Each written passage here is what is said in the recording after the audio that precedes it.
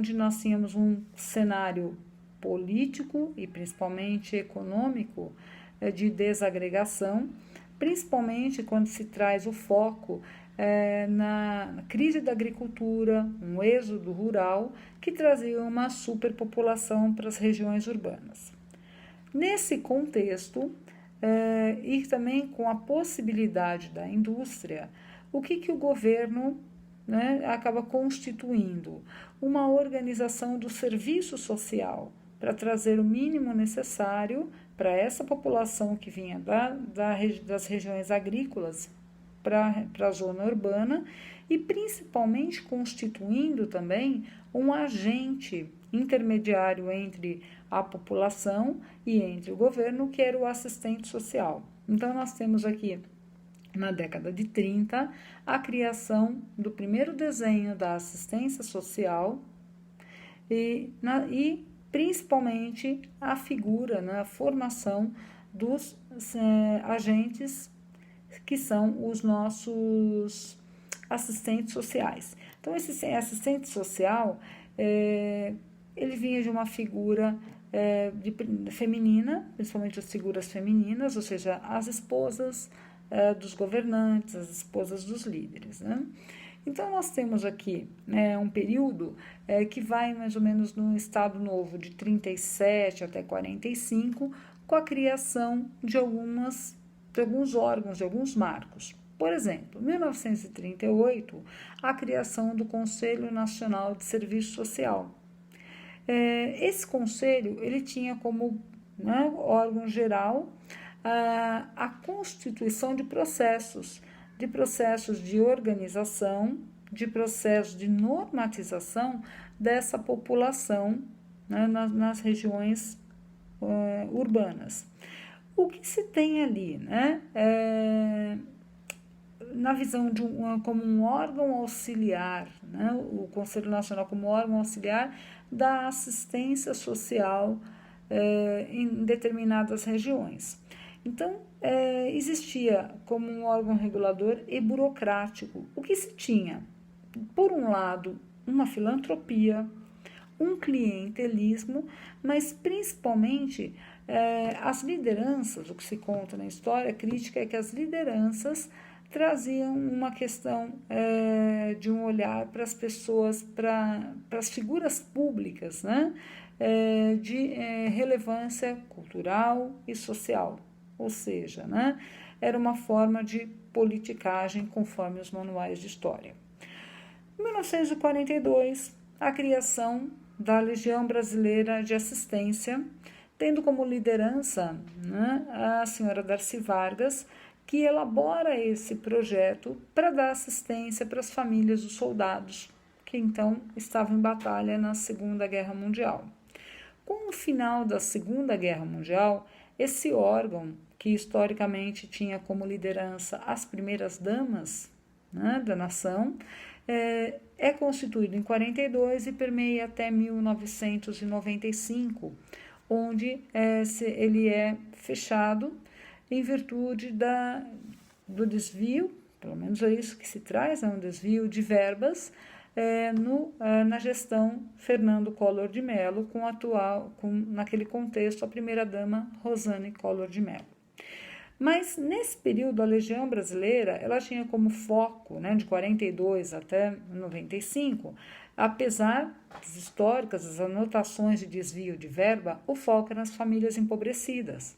Qual era a grande questão dessa legião? Ela permeia um período de 42 a 95 como um órgão auxiliar de assistência para as famílias empobrecidas e nesse período se tem a assinatura, a promulgação da Carta Magna de 1988, a Constituição Federal atual, que traz na sua premissa não mais um clientelismo, não mais um assistencialismo caritativista, mas sim um cidadão de direito, a assistência social como um direito do cidadão. E esse direito, essa mudança de cultura, faz com que, em 93, se tenha um primeiro desenho de uma assistência social. que ela vai, em 93, a Lei Orgânica de Assistência Social, que tem como foco o sujeito portador de deficiência, que não tem condições de uma autonomia, né, socioeconômica, e também o idoso, a partir de 64 anos de idade. Então, esses dois sujeitos, eles são candidatos, né, elegíveis ao benefício de um salário mínimo vigente. Então, essa lei, ela se constitui como um primeiro benefício social. A partir desse momento, né, a partir da Lei Orgânica de Assistência, e permeando, né, a destituição da Legião Brasileira de Assistência, se tem aí, em 2003, 2004, a Política Nacional de Assistência Social. Quando se pensa agora num órgão para uma assistência não só, né, uma vez que eu tenho a Constituição Federal, né, como um direito de todos, né, todo cidadão brasileiro ou todo cidadão, né, português, né, que está regulamentado no Brasil, que é candidato à Lei Orgânica de Assistência Social, se pensa agora num projeto maior. Por isso a Política Nacional, né, de Assistência Social, pensando não no cidadão empobrecido, mas pensando em mim, pensando em vocês, enquanto cidadão brasileiro. Cidadão brasileiro em uma situação, né, de desprivilégio social momentâneo, que é elegível a projetos, a programas, a benefícios. Então, em 2005, nasce uma estrutura que é o Sistema Único de Assistência Social, de qual nós somos todos beneficiados.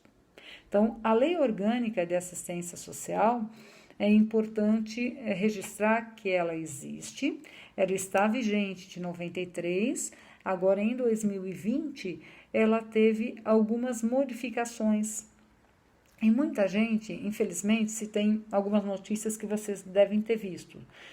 Se você tem mais de 60 anos, peça sua aposentadoria sem ter contribuído. Esse tipo de perversão da mídia, ela vem denegrir o quê? Uma lei vigente desde 93 que beneficia, sim, aquele idoso que não tem condições de subsistência, aquele morador de rua que não tem família, né, não tem condições de uma subsistência, de se manter, o cidadão portador de deficiência que não tem autonomia e também a sua família não tem condições de auxiliá-lo. Então, nós tivemos de 93, agora 2020, a mídia, né, vem sempre mostrando algumas questões em relação a LOAS, como se diz, atualizada, né, em 2020, quem tem direito aos R$ 1.045. Então, por que se confunde? É importante dizer que antes a Lei Orgânica de Assistência Social era feita por órgãos de assistência, né? Então, nós tínhamos na nossa história o benefício social junto com a previdência social e também a saúde, ou em alguns momentos a educação. Então, esses órgãos sempre permeavam, né, uma parceria para a promoção do quê? Da cidadania, da autonomia, dos direitos socioassistenciais, saúde, educação, habitação, segurança, né? Hoje, quando se fala em assistência social, se pensa sempre na pessoa que não tem condição. E isso é algo que os documentos oficiais trazem que, sim, quem vai startar, né, alguns projetos, alguns programas, é aquele que está menos favorecido. Ele não é menos favorecido, ele está momentaneamente. Então, por isso que quando se tem a divulgação das leis, dos benefícios, se tem aí uma ancoragem social, aí eu tenho que falar de processos psicossociais na psicologia social, que se tem uma ancoragem do desmérito do pobre, do desmérito do cidadão de direito, que vai startar um benefício social, né? Que ele necessita naquele momento, que ele necessita para quê? para esse momento de transição de uma autonomia, né, de retomar a sua integridade, a sua subjetividade individual, reintegrar a subjetividade social. É assim que a psicologia permeia, né, a assistência social. Então, quando eu falo, né, da lei orgânica que foi constituída em 93 e em 2020 ela tem essa modificação, ela tem uma modificação, uma ampliação inclusive de escopo, né, de benefício, mas ainda ela continua atrelada ao quê? A uma ancoragem de degradação social. Por isso que, nesse percurso, em 2005, se tem a criação do Sistema Único de Assistência Social. Que sistema é esse? É um sistema que é dividido em duas grandes áreas. A área de assistência, né, básica e uma área de assistência especial. Então, como funciona isso, né? Que nós vamos falar sobre, a partir de agora nós vamos falar, eu costumo dizer que sociologias, no serviço social, se tem muitas siglas, né? Então é SUS, SUAS, CRAS, CREAS. Então, o Centro de Referência de Assistência Social, que tem essa assistência básica, tem como premissa o atendimento das famílias ou do sujeito que ainda tem um vínculo familiar. E a partir, né, de um fortalecimento desse vínculo familiar, são apresentados projetos, programas, benefícios. Para quê? Para cuidar, né, desse vínculo familiar. Quando esse sujeito ele não tem mais vínculo familiar, ou mesmo dentro da família, apresenta algum risco, no caso de abusos, violência doméstica, violência sexual dentro da família, se tem os centros de referência especial de assistência social, o CREAS. Assistência de média complexidade ou alta complexidade. Por exemplo, uma mulher que ela, né, sofre violência física, vamos dar esse exemplo, do seu companheiro, ela precisa adentrar o centro de referência e pedir um auxílio, uma proteção para manter a integridade física, né, e psíquica. A mesma questão, uma criança, quando ela numa situação extrema, ela é testemunha, né, de um óbito, de um crime, né, de um delito no interior da sua família ou na comunidade, ela vai pedir proteção para esses centros de assistência social. Então, em linhas gerais, essa é a constituição do processo que nós temos hoje e que nos ampara, eu e vocês, né, havendo necessidade enquanto cidadão brasileiro. Tá? Vocês vão encontrar na leitura básica sugerida para o encontro de hoje, que é a revista Diálogos, que foi publicada em 2010, vocês vão permear por esse histórico, né, da constituição, né, da construção de todo esse equipamento que nós temos de assistência, e também vão ter entrevistas, né, e opiniões de profissionais da psicologia, da assistência social.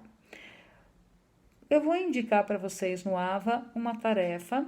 No que consiste essa tarefa? Que vocês explorem o Sistema Único de Assistência Social e elaborem um parágrafo, 2 parágrafos, né, para contar, né, o que vocês acharam, qual foi o interesse de vocês naquele programa, né, naquele equipamento que foi interesse de vocês.